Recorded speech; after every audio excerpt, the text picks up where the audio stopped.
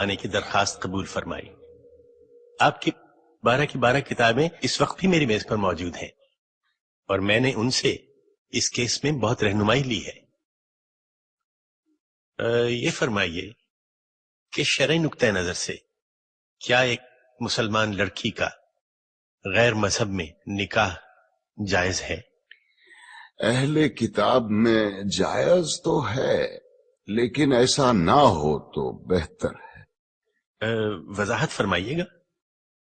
ناپسندیدہ ہے خدا کی نظر میں، لیکن ناپسندیدہ تو شراب پینا بھی ہے، جھوٹ بولنا بھی ہے۔ ہم شرابیوں کو یا جھوٹوں کو اسلام سے خارج تو نہیں کر دیتے۔ اس بچی کے بیان کی جو نقل آپ نے مجھے عنایت کی تھی، میں نے اسے بہت غور سے پڑھا ہے۔ اس کیس میں تو جائز ناجائز کا سوال ہی پیدا نہیں ہوتا، کیونکہ یہ لڑکی تو مسلمان ہی نہیں ہے۔ کیا فرما رہے ہیں مولانا آپ؟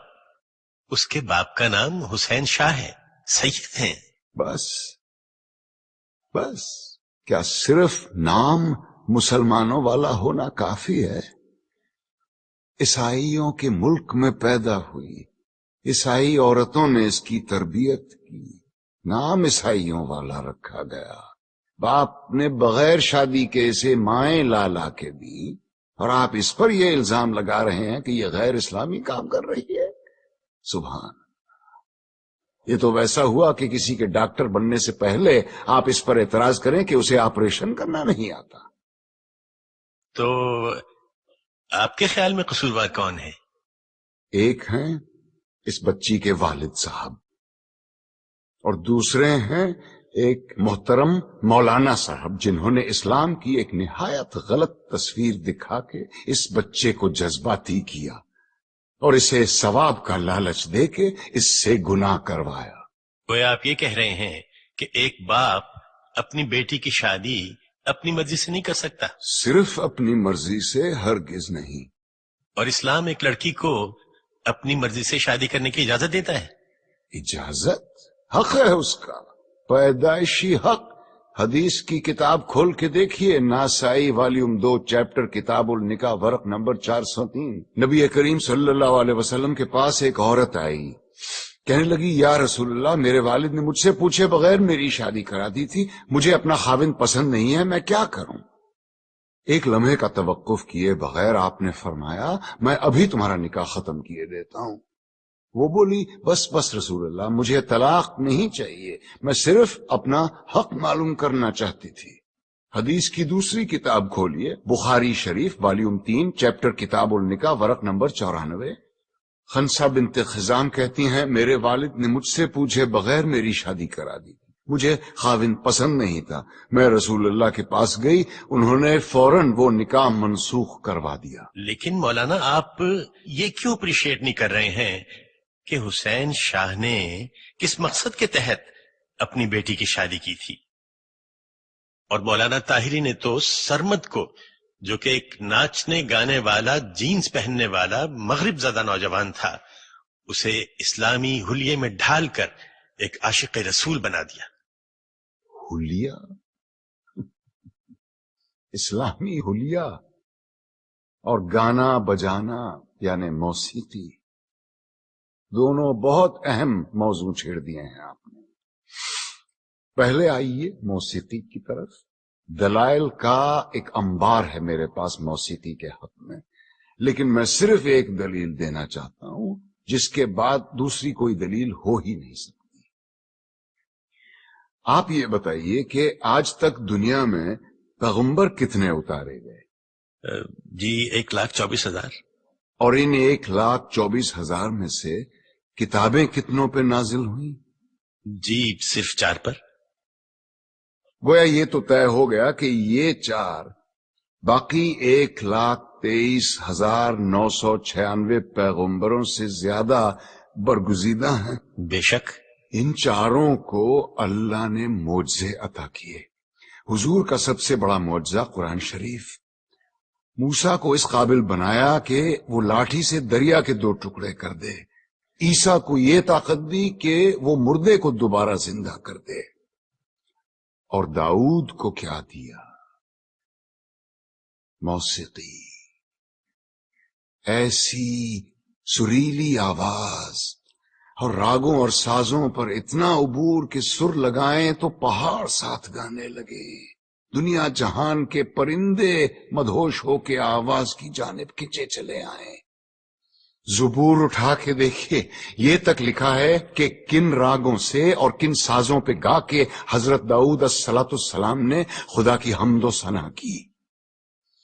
کیا یہ ممکن ہے کہ خداوند کریم اپنی تعریف سننے کے لیے ایک حرام چیز کا انتخاب کرے اور اپنے ایک برگزیدہ پیغمبر کو حرام چیز معجزے میں دے؟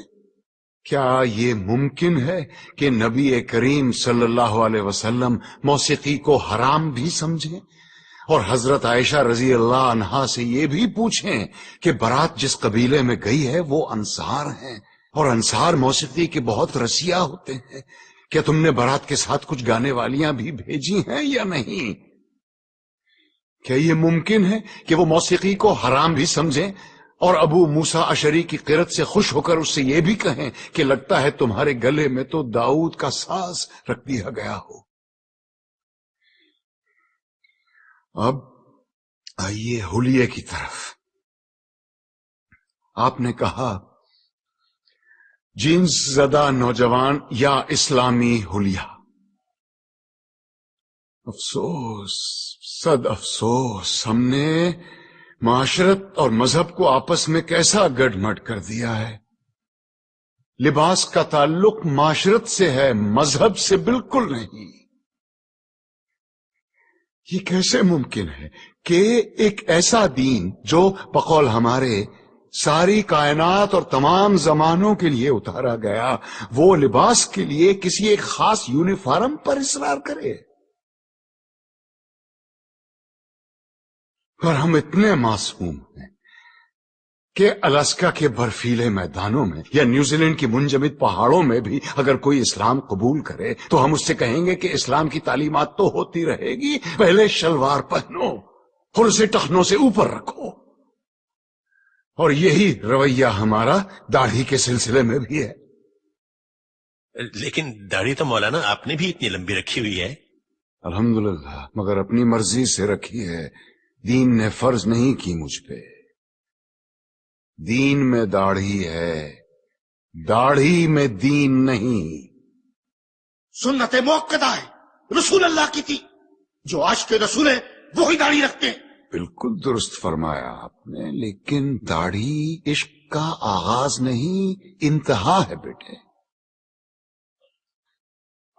عشق جب انتہا کو چھوتا ہے تو عاشق کا جی چاہتا ہے کہ وہ بھی دکھنے میں اپنے محبوب جیسا بن جائے۔ کیا خوب کہا ہے کسی پنجابی صوفی شاعر نے، سیونی مینو رانجھا آکھو ہیر نہ آکھو کوئی۔ کہیں ہم غلطی تو نہیں کر رہے ہیں کہ عاشق کا پہلا قدم عشق کی آخری سیڑھی پہ رکھوا رہے ہیں؟ کیا وجہ ہے بیٹے کہ اتنے لمبی لمبی داڑھیوں والے 3-3 4-4 حج کیے ہوئے حاجی صاحبان اسمگلنگ کرتے یا جھوٹ بولتے عام نظر آتے ہیں؟ وجہ یہ ہے کہ مجھ جیسے ناسمجھ عالم سارا زور داڑھی رکھنے اور شلوار پہننے پر ہی دیتے ہیں۔ کہیں ہم غلطی سے عاشق رسول کے بجائے عاشق ابو جہل تو نہیں پیدا کر رہے ہیں؟ کیونکہ داڑھی تو ابو جہل کے بھی تھی، لباس بھی وہی تھا جو رسول اللہ زیب تن فرماتے تھے۔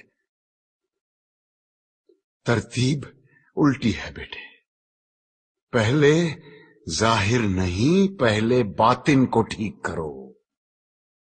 اندر آگ لگاؤ، باہر خود بخود آئے گی، ورنہ یہی ہوگا کہ لوگ حرام کی کمائی جیب میں ڈالے حلال گوشت کی دکان ڈھونڈتے پھر رہے ہوں گے۔ اسلام یا میوزک اور اسلام یا پتلون میں سے یا نکال دو۔ یہ مت بھولو کہ اس ملک میں اسلام کی سب سے زیادہ خدمت دو ایسے آدمیوں نے کی ہے جن کے داڑھی بھی نہیں تھی اور جو کوٹ پتلون پہنا کرتے تھے، محمد علی جناح اور علامہ اقبال۔